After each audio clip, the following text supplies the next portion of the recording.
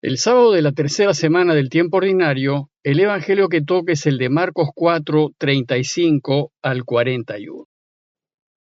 Un día, al atardecer, dijo Jesús a sus discípulos: Vamos a la otra orilla. Dejando a la gente, se lo llevaron en barca, como estaba, y otras barcas lo acompañaban. Se levantó un fuerte huracán, y las olas rompían contra la barca hasta casi llenarla de agua.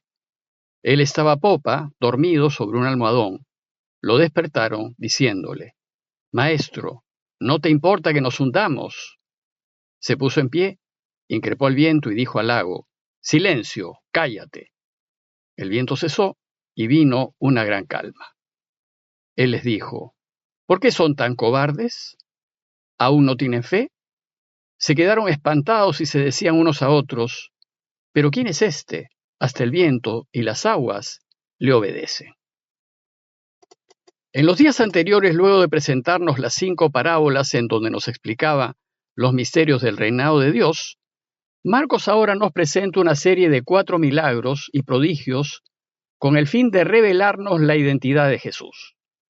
Esta serie está dirigida a sus discípulos con el propósito de confirmar la fe de los suyos en él, y va a ayudar a que sus discípulos respondan a la pregunta: ¿quién eres, Jesús? Pues veremos que manda sobre la naturaleza, sobre las fuerzas del mal, sobre la enfermedad y la muerte, y manda hasta en territorio pagano. El primer signo extraordinario que nos presenta Marcos es el relato que acabamos de leer y trata de Jesús calmando una tormenta. Se trata de una instrucción catequética acerca de la fe que se necesita para seguir al Señor. Pues la confianza del discípulo en Jesús debe ser total, a pesar de las tempestades que surjan de seguirlo. Pues la tempestad es símbolo de los problemas, obstáculos y dificultades que se levantan contra nosotros por hacer lo que Él nos pide. Aquí Jesús nos va a enseñar a mantener la paz y la serenidad en medio de las tormentas que surgen cuando tratamos de seguirlo. Y nos va a enseñar que debemos confiar en que Él siempre está con nosotros, aunque parezca dormido, y a confiar en Él, aunque claramente no lo sintamos. El texto empieza diciéndonos que al atardecer de ese día, dijo Jesús a sus discípulos: Vamos a la otra orilla. Y dejando a la gente, se lo llevaron en barca como estaba, y otras barcas lo acompañaban. Jesús había estado a orillas del lago, enseñando a la gente todo el día en parábolas, y al caer la tarde pidió a los suyos ir a la otra orilla. La otra orilla representa a los pueblos extranjeros, a todas esas naciones fuera de Israel que no han escuchado hablar del reinado de Dios. Y pasar a la otra orilla señala la tarea o misión que tiene la Iglesia. Se trata de pasar a la otra orilla, de ir a todos los pueblos a anunciar la buena noticia del reinado de Dios. Entonces dice el texto que ellos dejaron a la gente. Con este gesto nos enseña que para ponerse a trabajar por Él, lo primero es dejar. Dejar apegos, dejar afectos, dejar ataduras, dejar comodidades y quedar libres para el anuncio de la buena noticia. Y nos dice que lo llevaron en la barca tal como estaba. La barca de Pedro ha sido siempre el símbolo de la Iglesia, la ha representado y en ella están Jesús y sus discípulos. Es decir, en la barca estamos todos los bautizados, todos los que queremos seguirlo. Y decir que se lo llevaron tal y como estaba indica la premura de la Iglesia. No hay tiempo que perder, hay que anunciar el mensaje cuanto antes. Pero dice también que otras barcas lo acompañaban. Si la barca representa a la iglesia de Pedro, en donde están los discípulos con Jesús, las otras barcas podrían aludir a otras iglesias serias, no católicas, que también desean colaborar para que Dios reine. Lo cierto es que estas otras barcas deben acompañar a la misión de Pedro, es decir, deben ir en la misma dirección. Una vez puestos en camino, el texto nos dice que se levantó un fuerte huracán, y las olas rompían contra la barca hasta casi llenarla de agua, hasta casi hundirla. Si la barca representa a la iglesia, la tempestad representa las dificultades que la iglesia encuentra en su camino. Y se trata de un fuerte huracán, un viento muy fuerte, y alude así a los fuertes ataques y calumnias que sufre la iglesia en su misión. Sucede que cuando la iglesia sale en misión, el enemigo y las fuerzas del mal quieren impedir a toda costa el anuncio y difusión de la buena noticia. Quieren impedir que se busque siempre la verdad y la justicia e impedir que se defienda la vida.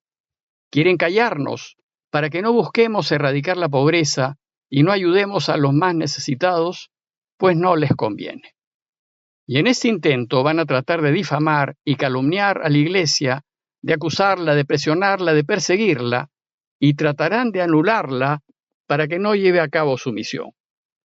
Las olas invasoras señalan la fuerza de la persecución contra la iglesia, y que estas olas entraban en la barca indica que el mal se infiltra hasta dentro de la misma iglesia. Ese es el caso de malos cristianos, tanto clérigos como laicos, que viven según los valores del mundo, buscando riquezas, imagen y poder, y no viven según los valores de Cristo. Usualmente esta infiltración en la iglesia se hace bajo apariencia de bien, escondiéndose en formas externas que parecen buenas.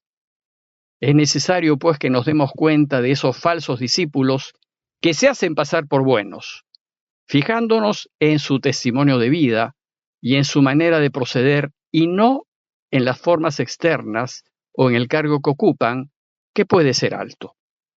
Nos dice el texto que la barca estaba ya hundiéndose, es decir, la situación era muy crítica. Entonces, ¿qué hacer?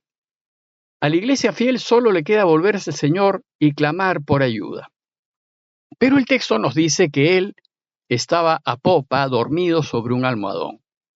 Y entonces lo despertaron diciéndole: Maestro, ¿no te importa que nos hundamos? El texto nos dice que Jesús estaba profundamente dormido, que no lo despertaba ni el bamboleo de la barca ni las olas que le inundaban. Y la primera pregunta que surge es: ¿y cómo puede Jesús dormir en una situación así? ¿Cómo puede dejar que su iglesia esté a punto de naufragar? No debemos olvidar que el relato es enseñanza y que busca enseñarnos a tener fe, a confiar en Él. La iglesia debe aprender a confiar en el Señor, a confiar en que nunca la dejará, y menos aún en sus momentos más difíciles. A veces cuando estamos pasando situaciones críticas parece que Dios no responde, parece que está dormido o muy ocupado en otras cosas, pero no es así.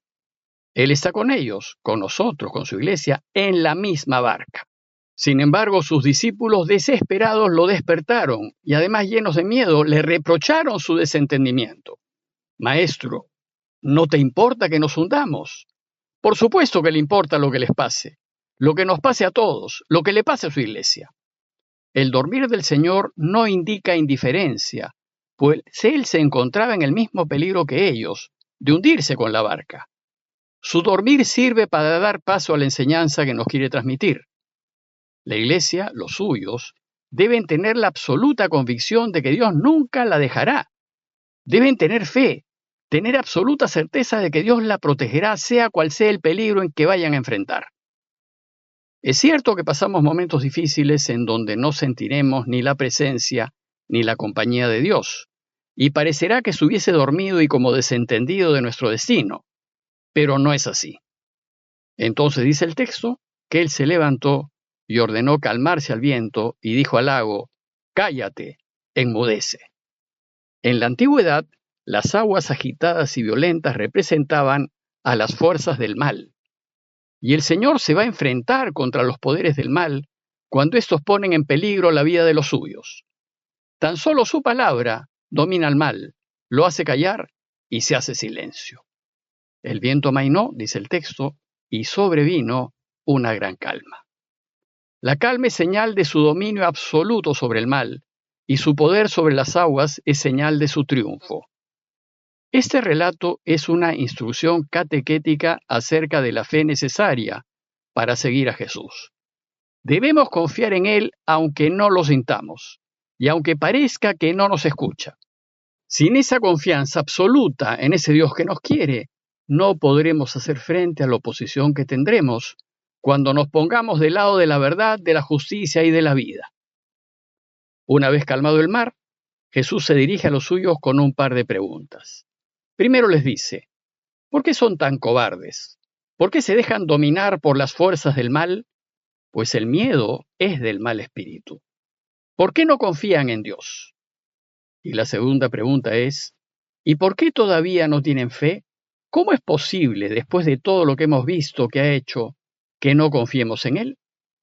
El texto nos dice que se quedaron espantados, se llenaron de temor y se decían unos a otros, ¿pero quién es este? Hasta el viento y las aguas le obedecen. Y el texto termina con la pregunta acerca de Jesús. ¿Quién es este que hasta el viento y el mar le obedecen? Poco a poco, a lo largo de su evangelio, Marcos nos irá revelando quién es Jesús. Sin embargo, la iglesia llegará a entender quién es Él recién a partir de su resurrección.